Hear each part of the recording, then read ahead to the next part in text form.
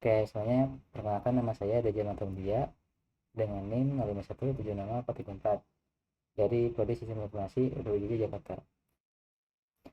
Di video kali ini saya akan melaksanakan sebuah praktikum dengan mata kuliah pemrograman berbasis web.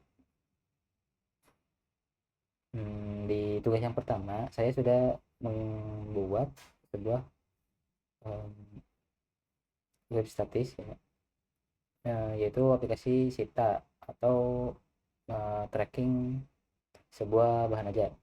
Nah, di tugas yang kedua ini kita lihat yaitu menggunakan atau mengimplementasi sebuah konsep dengan JavaScript framework, yaitu Vue.js dari tugas yang pertama. Nah, di sini tugas yang kedua ini ada beberapa indikator pencapaian untuk dilakukan di tugas kedua, yaitu menggunakan framework Vue.js, lalu menampilkan data menggunakan stage atau direktif vtext.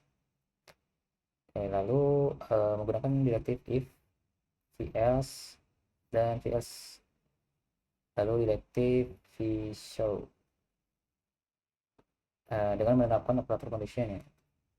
Kemudian yang keempat itu menggunakan one way data binding, juga two way data binding. Direktif data binding, vbind, dan juga vmodel.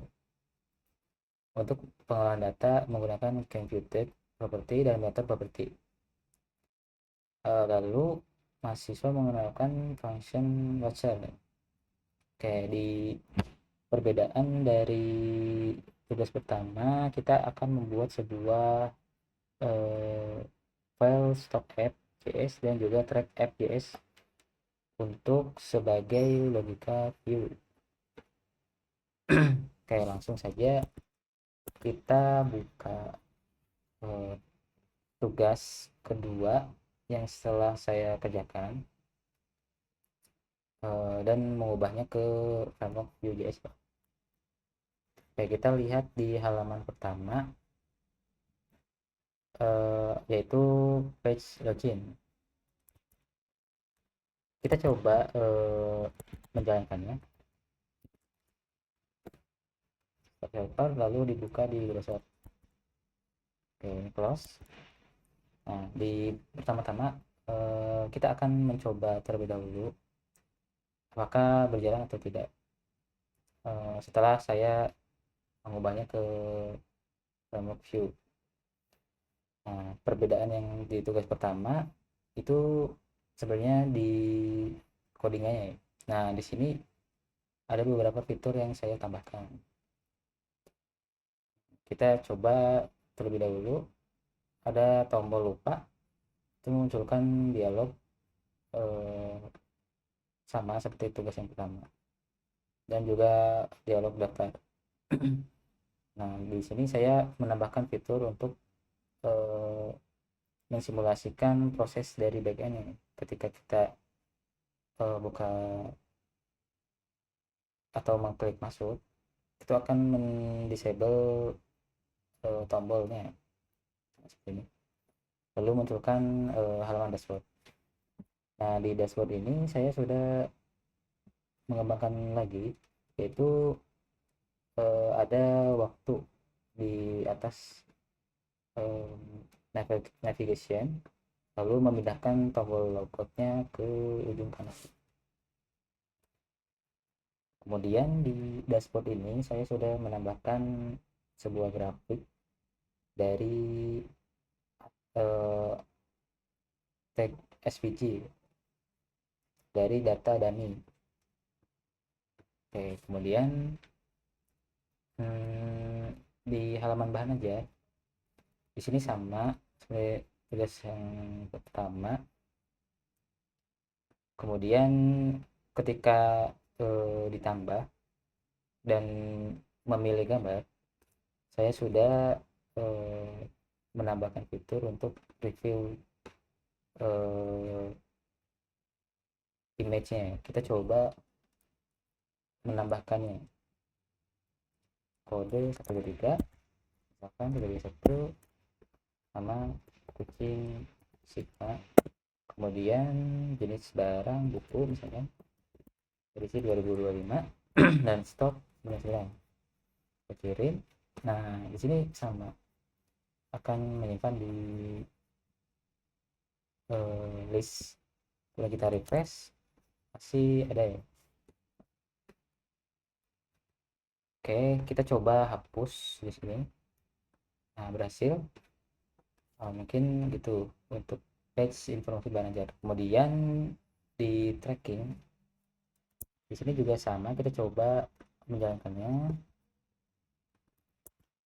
Nah ketika klik lacak, kita menambah fitur disable untuk simulasi proses pencarian dari backend. Nah, kita coba klik tekan disable, ada akan memunculkan sebuah detailnya. Kita coba lagi dengan nomor yang beda, baca. Oke, di sini sudah ya. Nah mungkin kita akan menjelaskan secara teknis atau codingan dimulai dari halaman login. Nah untuk mengubah ke framework view, kita harus mengimport sebuah library atau package view. Nah di sini saya menggunakan CDN ya. Karena mudah untuk sebuah aplikasi statik seperti ini. Oke, mungkin pertama-tama kita lihat di bagian tag script atau JavaScript. Nah kita mengimport sebuah metode create add dari view dan beberapa function. Nah kemudian diimport data dummy. Nah yang pertama ini kita mendeklarasi sebuah ref atau step gitu. Nah lalu beberapa metode yang telah kita buat di tugas pertama. Nah lalu di register atau dijalankan terlebih dahulu function created add dan di register di sebuah metode setup. Nah kita menyebutnya ini non composition API. Kita lihat di dalam aplikasinya, jika kita sorry untuk composition API itu kita menggunakan metode setup ya, dan perlu membuat set menggunakan ref. Nah di sini menggunakan composition API. Nah untuk cara pengubahan atau mengubah data state ini harus perlu menggunakan value, karena di sini type-nya konstan. Nah, akan tetapi untuk memanggil di dalam HTML-nya kita tidak perlu menggunakan dot value. Nah. Oke, langsung saja untuk penjelasan di bagian HTML-nya. Kita sudah mengimplementasi sebuah binding event menggunakan add di sini, simbol add. Lalu ada binding attribute, disable. Nah ini dari state. Nah kemudian menggunakan binding text di sini dapat dari state validation. Kemudian ada binding untuk dialog itu set atribut open di sini. Oke, ini begitu saja, kemudian masuk ke halaman dashboard. Nah, di sini juga sama, kita mengimport package-nya, kemudian kita lihat di JavaScript-nya sama menggunakan created app. Nah, bedanya di sini tanpa menggunakan composition API. Nah, di sini ada function ref tapi tidak dipakai. Nah, sebagai gantinya kita meregister state ini di bagian atribut data. Jadi kita tanpa memanggil function ref. Oke. Kemudian di sini ada penggunaan atribut computed ya. Nah, computed itu adalah sebuah properti yang berisi metode dengan logic di dalamnya. Nah, contohnya kita menggunakan state for dan beberapa ada kondisi lalu mereturn value string. Maka si greeting ini adalah seperti state ya. Ketika state for-nya berubah, maka akan greeting-nya pun berubah atau dijalankan ulang lalu di render di HTML-nya. Nah, di sini saya menggunakan text binding. Nah, kemudian ada atribut watch. Watch itu adalah function atau atribut untuk sebuah tracking state. Jadi nama-nama dari atribut watch ini adalah nama dari state. Nah, cara kerjanya ketika state bahan ajarnya berubah, maka akan menjalankan fungsinya. Di sini contohnya merubah value state max stok bahan ajar dari logic yang di dalam sini. Dan juga ketika tracking state tracking yang berubah, maka akan mengkalkulasi lalu disimpan di state tracking status count. Kemudian kita akan menjelaskan di bagian body. Nah, di bagian dashboard kemudian page bahan ajar dan juga pengiriman itu akan merender sebuah navbar. Nah, navbar ini menggunakan instance view sendiri, yaitu di dalam script. Kita sudah mengimportnya di sini script. Maka seluruh page yang ada navbarnya kita perlu mengimportnya dari script di sini. Nah, saya akan menjelaskan terlebih dahulu untuk script. Itu bagian navigation bar.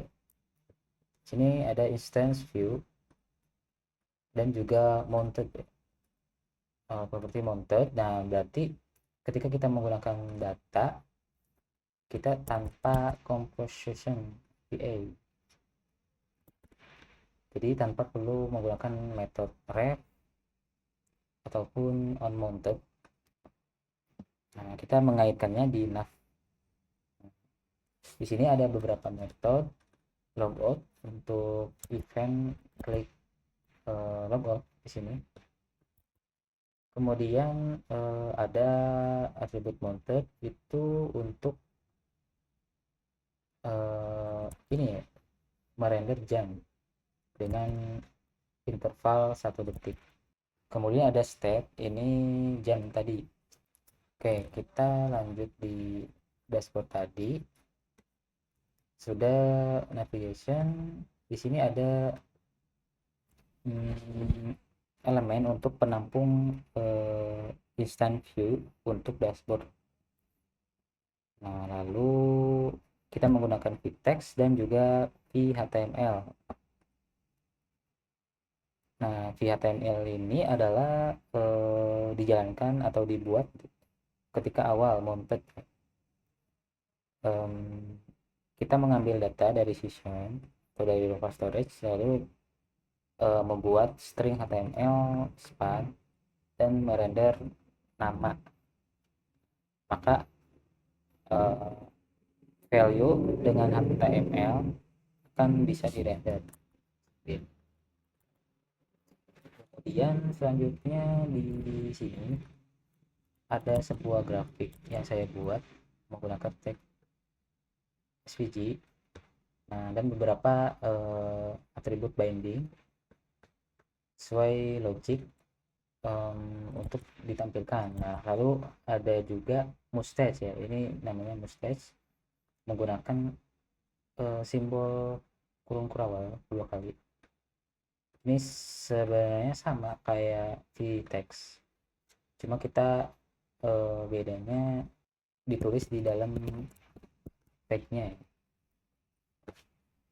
Di sini juga sama untuk grafik pengiriman. Oke, dan juga footer. Nah, kita lanjut ke page bahan ajar, yaitu di file HTML stock. Di sini juga sama sebenarnya. Kita membuat instannya di dalam file stock app ya. Sini. Nah, kita lihat di sini menggunakan ref, maka ini menggunakan Composition API. Nah, untuk Composition API itu akan diregister di dalam setup ya. Nah, juga unmounted itu function yang pertama kali dijalankan. Beberapa metode yang telah kita buat di tugas pertama. Oke, kita lihat HTML-nya. Kayak di sini ada sama navbar, kemudian ada penampung list view. Nah, untuk menampilkan list-list ini, kita hanya perlu menggunakan v-for ya, untuk pengulangan dari data bahan ajar. Lalu ada tombol dengan metode remove dan mengirim data di parameternya. Nah, di sini saya menggunakan one way binding. Nah, ya, yang dimaksud one way binding itu ketika ininya tagnya enable dan kita ngubah, itu tidak mengubah ke stepnya gitu. Beda seperti two way binding ya, data binding. Contohnya itu di sini dialog reform. Nah, di sini two way data binding itu menggunakan view model. Nah, kita contoh misalkan kita ketik, kita coba render di sini sekarang menggunakan mustache, lalu merender from kode lokasi. Kita coba. Nah, di sini mengikuti ya, karena teks yang kita ketik di sini juga akan mengubah ke step. Nah, itu yang namanya two way data binding. Oke, kemudian di sini menggunakan atribut bind if ya. Jika ada data datanya, maka akan merender sebuah card bahan ajar. Nah, jika if else v else, yaitu maka else, jika ini maksudnya if else, maka akan masuk ke data v-binding. Nah, ini juga sama sih sebenarnya, ini juga sama, maka akan masuk ke data tidak ditemukan atau merender tidak ditemukan. Jadi halaman stock ini ada berupa atribut vshow. Nah, bedanya dengan vif, Visio ini masih merender elemennya, tetapi tidak terlihat, atau hanya sebatas styling atau mengubah BCSS-nya. Kita lihat di sini, itu di dalam dialog set. Nah, kita refresh terlebih dahulu. Nah,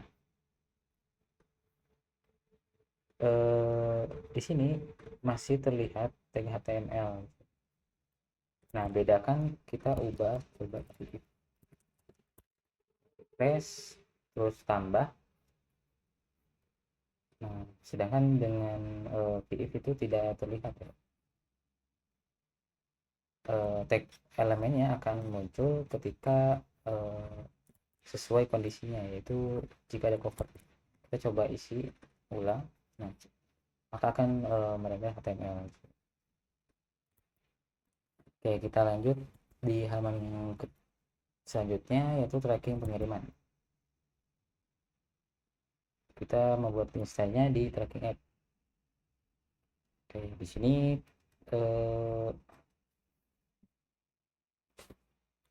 tanpa composition API ya, itu method dan juga data-data yang diregister di atribut data.